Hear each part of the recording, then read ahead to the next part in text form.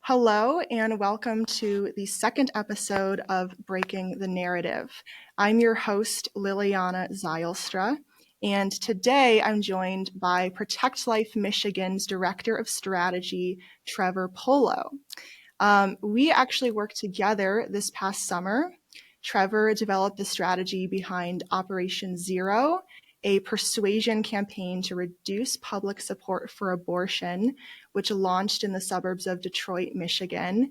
And I got to work on the campaign as an intern, having conversations with people every day about abortion and testing some of our persuasion strategies. So I'm really excited to talk to Trevor and get into a little bit more about what we both did this summer. So thank you so much for joining me on the show, Trevor. Yeah, thanks so much for having me. I'm excited to be here. Just to start, can you introduce yourself and introduce Protect Life Michigan? Yeah, absolutely. I started with Protect Life Michigan many years ago, really. My wife was the very first employee of Protect Life Michigan back in 2013. And ever since then, I've been involved in various ways. Currently, I'm the director of strategy, where my job is really to help us develop tactics and campaigns that will help change the narrative on abortion and change as many minds as possible across campuses and communities in Michigan. Protect Life Michigan as an organization started back in 2005, just as a network of college students that wanted to just collaborate, network together with each other, since college can often feel like this kind of isolating place for pro-life students, especially at large public universities. Over the past almost 20 years, we've really been focusing on developing into a much more strategic, public persuasion focused organization, focusing in particular on college campuses, but also on persuadable communities across the state of Michigan, ultimately hoping to change the culture on abortion, to save lives and make abortion unthinkable in the state of Michigan. Just at a high level, that means that we're out doing outreach, we're out talking to pro-choice individuals every single day across the state. We measure everything that we do. Currently, we're sitting at about a 32% mind change rate, meaning 32% of the time when we talk to a pro-choice individual, we're able to change their mind in a significant way, either making them much more pro-life or completely pro-life at the end of those conversations. And over the past several years, we've had over 100,000 conversations and changed tens of thousands of minds on the issue of abortion. And we're just getting started. So I'm excited to talk more about what that looks like with you today. Yeah, I want to highlight what you just said there, a 32% mind change rate. I think that's pretty incredible, especially because I think a lot of pro-life people see what's going on in the world, and it's easy to maybe just give up and think that our message isn't powerful and that we can't change people's minds, but that right there is proof that we can. I want to get into Operation Zero and specifically what we did this past summer. Can you explain what Operation Zero is and was and what the goal of it is? Yeah, absolutely. So Operation Zero, really, as what like the mission statement, I guess, for it is, it's Operation Zero is a public persuasion effort that whose goal is to eliminate public support for abortion, reduce it to zero in our lifetimes, and ultimately, we're realistic in the sense that there will never be a world this side of heaven or this side of Jesus returning that abortion will never exist anymore. Abortion has been a part of human history since the earliest recorded history of humanity, and it will continue to be so. But we do believe, based on our experience, based on the data that we've collected, based on the research that we've done, that we can make abortion, we can reduce it to the point that it becomes broadly rejected by society, much like other practices of humanity have been in society today. You can think of racism or slavery or sexism or things like that. Do they still exist in pockets of communities? Absolutely. Are they still wrong in every instance they occur? Absolutely. But society has, by and large, rejected them as injustice, as something that should not be pursued. something that should be rejected as immoral. And in the same way, we believe that we can make abortion publicly rejected. And we don't, like I said, we don't do this because we know, we necessarily believe that we can achieve this in our lifetime for sure. We know that there is a chance of failure, that there's a chance that we will not be able to eliminate public support for abortion in our lifetime. But we do believe that it is absolutely necessary to direct all of our efforts towards that goal, so that every decision that we make, every strategy that we test, every tactic that we deploy, every message that we develop is directed towards the elimination of public support for abortion. If we don't set our goal at that aggressive standard, then we're going to make decisions that will not deliver the result that we hope to have.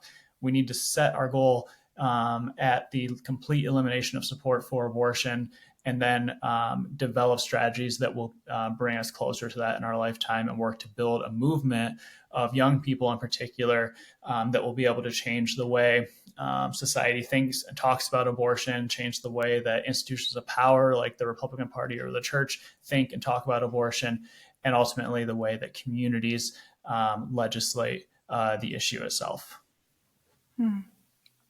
So I want to move into talking about an issue that sometimes can be controversial within the pro-life movement, and that is the use of abortion victim imagery. This is something that I've personally kind of gone back and forth on in the past. There were times when I was very uncomfortable with the idea of using these images of abortion victims. But one of the things that really helped to shift the way I think about this is the study that you put out earlier this year. So can you talk a little bit about your study on the effectiveness of victim imagery and kind of how this informed what we did this summer? Yeah, absolutely. And I think a lot of people here at Protect Life Michigan share the same experience you have, including that you talked about, Lily, including like myself.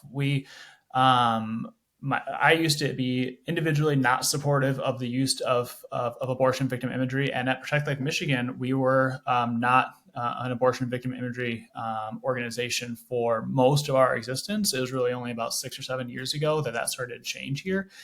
And I think part of the reason why that started to change is that we've always been committed to doing whatever works to end support for abortion. In our view, the best argument is the one, or the best tactic is the one that is most likely to end up in someone's mind being changed or someone's life being saved. So the reason why ultimately we started embracing the use of victim imagery is that, one, it's extremely scalable and cost effective. You can have a conversation, an empathetic conversation with somebody for days or months or whatever, and it can be very, very effective. That might be the most effective thing you can do to change an individual's mind. However, we also have to recognize we have to change millions of people's minds to ever achieve the outcome that we're hoping to see delivered. And victim imagery is an extraordinarily scalable and cost-effective way to have a powerful impact on public opinion. And it also captures not just delivering like facts and rhetoric to people, but we're emotional beings, we're intuitive beings, we're created that way to not just be computers deciding what we think and believe about the world. And victim imagery has a really remarkable way of capturing people's intuition about the issue of abortion, engaging their emotion, helping them see this is not just a logical or scientific debate that's happening about public policy, but really one that impacts real human beings in their lives. So ultimately, we're a data-driven organization.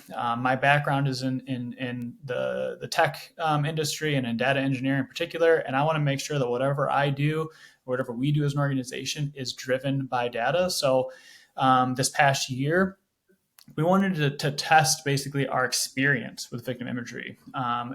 We experienced minds being changed. We've experienced lives being saved by using that in our public persuasion effort. But can we demonstrate the effect of that with hard data? So we enlisted a study to be done, a survey to be done, where we polled just over 1,200 adults, American adults, from it was over 30 states that were represented. Every geographic area in general of the United States was covered by it.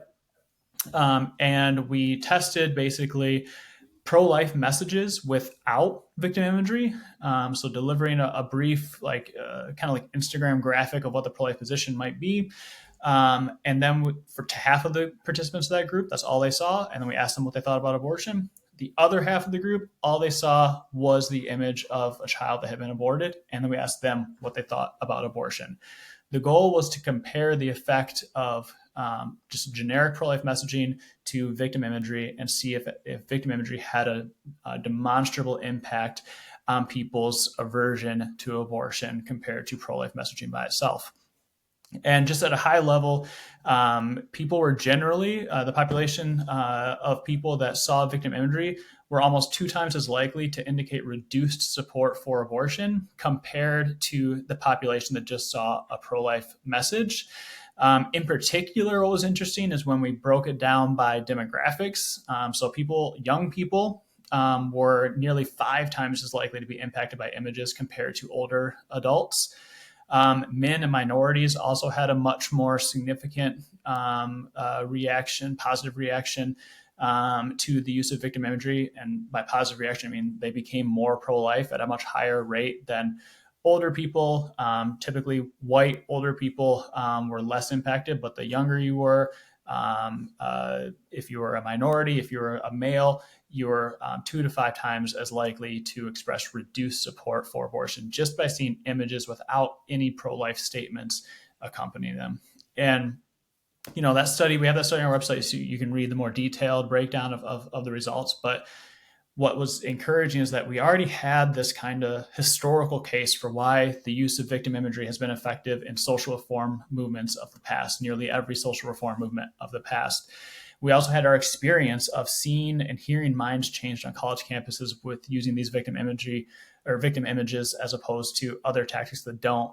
But to have that kind of hard data was reassuring that we were pursuing strategy and tactics that worked, and we incorporated that into our Operation Zero campaign this past summer, making sure that not only were we bringing empathetic conversations and dialogue about the issue of abortion to pro-choice leaning individuals, but using powerful imagery coupled with that dialogue to make the issue very real, to inspire conviction that ultimately led to increased mind changes in the community that we were in.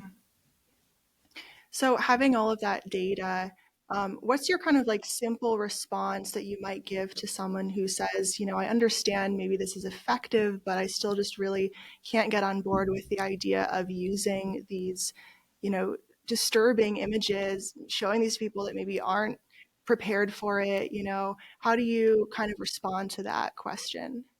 Yeah, I think that's a great question. If they are acknowledging the fact that it works, but there's just discomfort with it, a lot of times that might come from a feeling that like I don't want to make other people uncomfortable. And I totally understand that. Like I don't enjoy using victim imagery. It's not something I look forward to doing. The only reason I use it is because it works, and I'm willing to make someone temporarily uncomfortable to talk about the permanent end of another person's life that is in that image.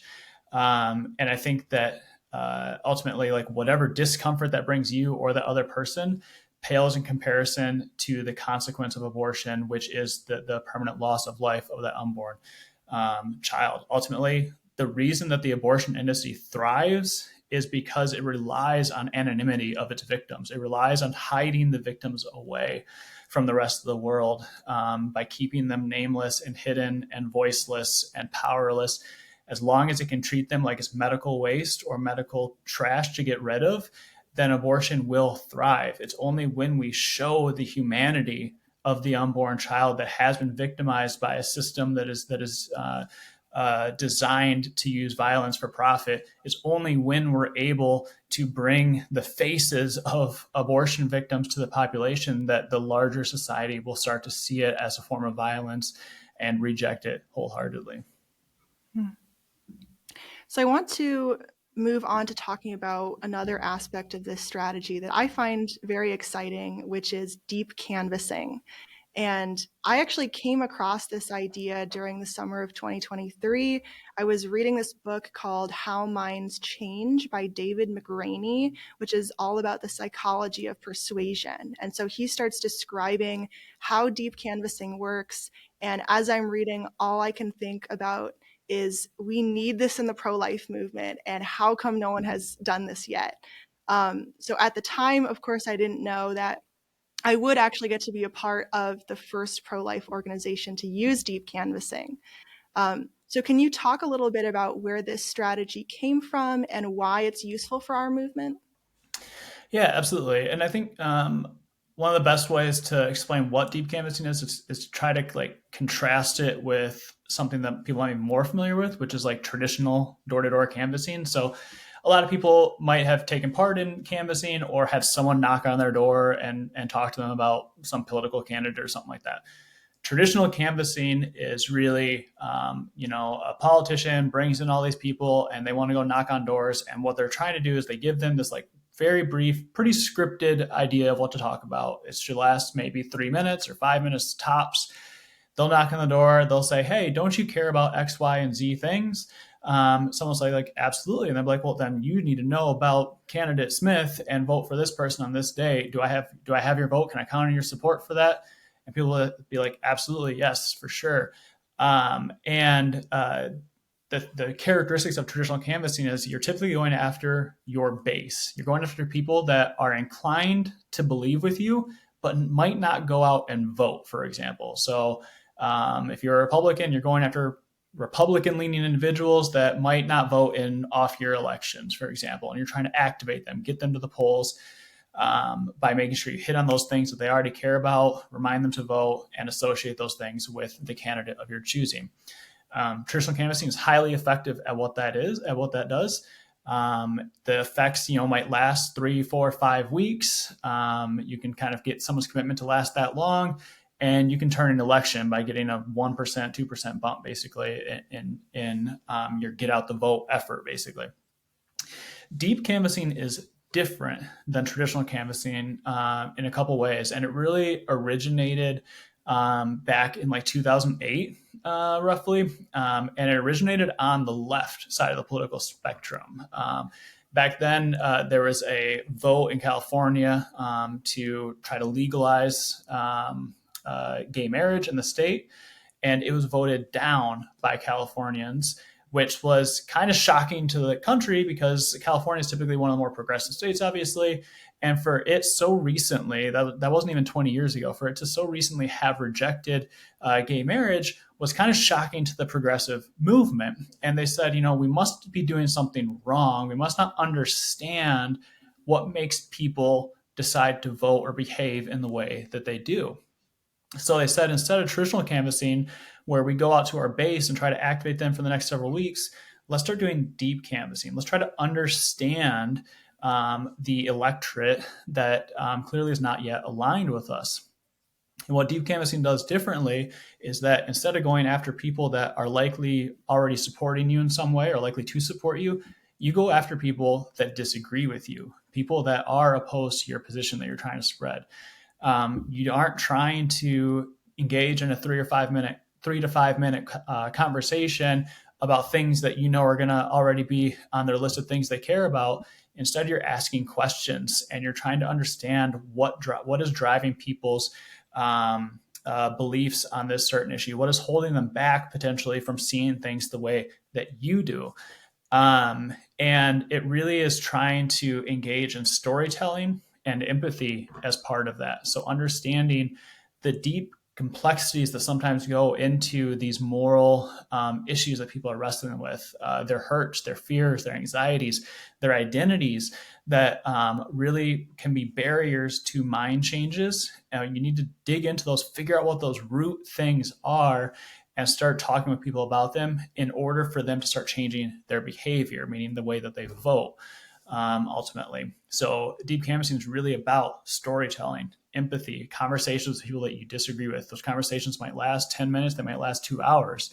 And they're aimed not at short-term behavior change, like go vote for this candidate in 3 weeks. They're aimed at long-term opinion change. Start seeing the opposition, meaning, if you're trying to change their mind, have them start seeing you in more of a positive light, see your viewpoint, the belief that you're trying to get them to align with as more in alignment with their values and their beliefs, and deconstruct potentially some of the fears or anxieties or identities that might be holding them back from doing or believing or behaving in the way that we know is best for them and for society at large.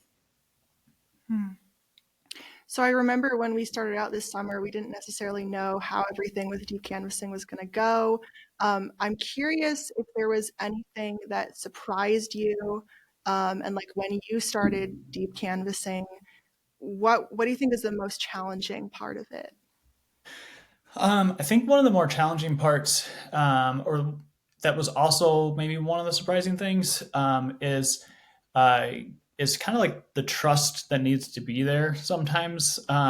Meaning, abortion's can be a highly personal issue. People have personal experiences with abortion themselves, or their family members, or their relatives, or friends. So, like when we go and we're asking questions about what they think about abortion or what their experiences are that inform those opinions, we might be talking to someone who has been hiding abortion for the past 40 or 50 years from their friends and family. So making sure that they they know that we're there not to make them a YouTube clip that is a man on the street, kind of make them, make this pro-choice person look dumb or whatever it is that sometimes might be what they view pro-life people talking to them as. But we're trying to understand their perspective and ask genuine questions and learn from their experiences why they believe the things that they do, but also direct them back to our position, of course, as well. And that's one of the more challenging things to do, is to be able to get into those details sometimes for the very first time for somebody ever having talked about abortion like this. But what has been surprising and relates to that is how often that really works. How many times we heard from people that said things like, I've never told anyone this before, but, and it's a story about their own abortion experience or their friend's abortion experience. And how we were able to help people for the potentially first time really understand or think about what abortion is, what it does to somebody else, how there's healing from abortion, and how abortion as a form of violence is something that we can do better than as a society, and just really the doors that type of empathetic storytelling, conversational outreach, we're able to open up to people. Even if, some days we might only talk to a handful of people if no one's answering the door or whatever like that. But to have those conversations where we're giving people sometimes healing for the first time in their life after having a personal abortion experience, and having them open up to a stranger, a kid that might be 17 years old, knocking on their door, was really, really cool to see. Hmm. Yeah, I think that aspect of healing is sometimes overlooked. As pro-life advocates, when we talk with people about abortion, we're focused on changing their mind. Sometimes what we don't always realize is that people have had personal experiences with abortion, confronting that and for the first time, um, grappling with what really happened can be the first step on their road to healing. And so by sharing the pro-life message with people, we're not only changing their minds, but we're also helping them heal, which I think is a really cool thing. Right. And I think it even relates back to us talking about like victim imagery. Fairly often people will say something like, how does this impact, potentially like post-abortive women, for example? Is this going to just traumatize them because we're showing a victim, an image of an abortion victim, and they have this past or whatever? And I think a lot of times the exact opposite is true. Abortion is one of those things that is hidden away. Not only the victim itself, but the act itself is often hidden away for the woman who goes through that experience. I mean, you can think about it in churches, for example, like in a church, if someone's there who's post-abortive, roughly, up to 20% of people, there's no difference really between the Christian rate of abortion and the non-Christian rate of abortion. So roughly 20% of women in a congregation have had a personal experience with abortion, or at least know someone that did.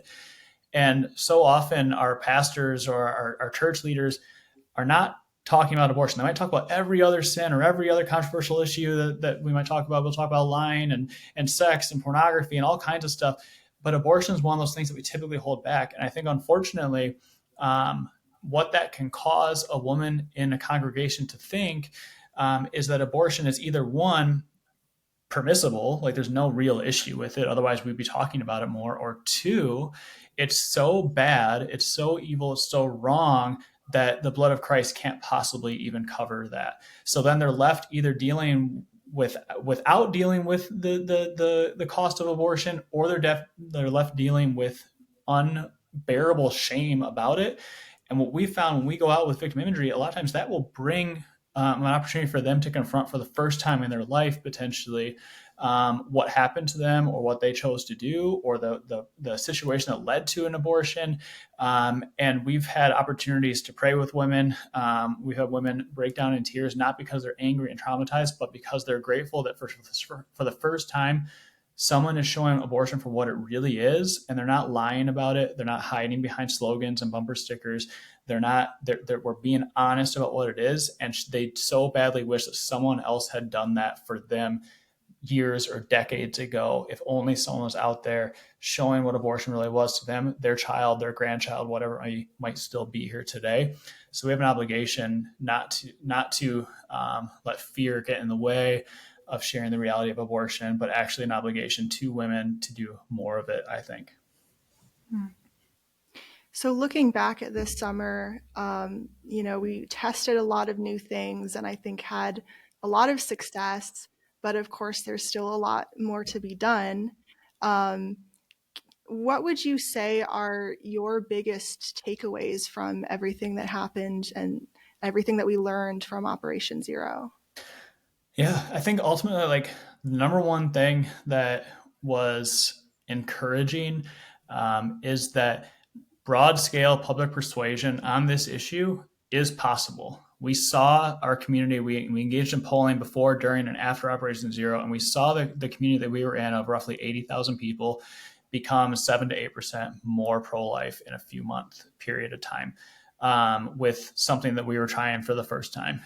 We can continue, we learn more about things that we can do to get better at it and everything. But the lesson there is that in the midst of Roe v. Wade falling, and the celebration that was for the pro-life movement, obviously, but then the loss after loss after loss of state ballot initiatives, the media coming out and being more strongly pushing the pro-abortion message, abortion numbers increasing across the nation, it seems like, and so many public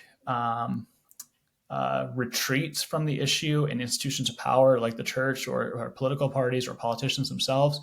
A lot of the pro-life movement was thinking that potentially this issue's kind of lost or at least stagnant. We can't really fight this issue directly. We have to revert back to maybe arguing on the peripheral of it for regulations or parental consent or whatever it might be.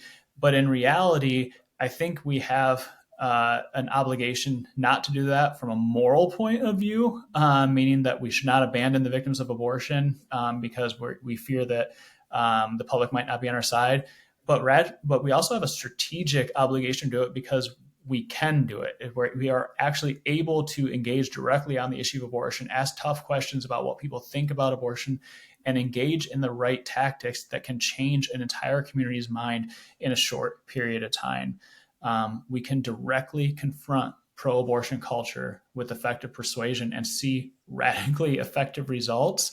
And I think that, our churches, our pro-life organizations, our pro-life leaders, our politicians should be encouraged by that, and be asking questions about how we can scale some of the things that we're doing. And it's not just us. There's lots of organizations doing really great work, but scale what works to stop the bleeding, basically, of public opinion right now that we're seeing, and reverse course and start making positive inroads against the abortion industry. I think that, as far as other takeaways, I think we're still seeing that there are some pretty big barriers there. There's a lot of fear in moderate pro-choice people's minds about the effect that pro-life laws might have on women's safety. And I know that you talked with Monica Snyder about some of this, so like debunking some of those fears and helping to explain that the pro-life worldview, the pro-life legal system, the pro-life moral system actually brings more protection for women and for children than one designed by an abortion industry that is there to profit, not to preserve women's safety or health. And I think that we have big challenges. How do we break through identity issues? It's very hard for ultimately for us to see abortion made unthinkable. It's going to require that people who are not traditionally pro-life, people that might not share the faith of a lot of people in the pro-life movement, the politics of a lot of people in the pro-life movement, we need to bring a coalition of those people together to join the movement and to join the pro-life belief system, basically. But there's barriers in that. How do you get someone to basically buck their entire community, their standard of their community, face rejection by a progressive community, for example, to be progressive but pro-life at the same time? There are identity challenges there that we have to work out, that we saw in Operation Zero come out, that we're at Protect Life Michigan, we're working to solve in the coming years. But it's going to take a movement committed to doing what's effective, to doing what's difficult, and to doing what must be done to ultimately end the violence against the children that we're seeing in the abortion industry. Well, I'm so glad that there's hope for the pro-life movement and that, this summer helped demonstrate that. And I'm excited to see what we do next. Where can listeners go to learn more about what you're doing with Protect Life Michigan? Yeah, absolutely. They can go to our website, protectlifemi.org, like Protect Life in Michigan. They can follow us on social media. Our handles are Protect Life MI on Instagram, Facebook, TikTok, wherever, YouTube, wherever you would go. If they have ideas, questions, they want to get involved, they want to take some of our tactics to other places of the country, we are always there and willing to help organizations and pro-life leaders do whatever they can to be more effective and learn from our experiences, our successes, and our failures in what we've been doing over the past several years. So please feel free to reach out. You can contact me directly if you want through our website, and I'll be happy to chat with anyone. Well, this has been a fascinating conversation. So thank you so much, Trevor, for joining me. Yeah, thanks a lot. I appreciate it. Thanks for joining us on Breaking the Narrative. Stay tuned for the next episode.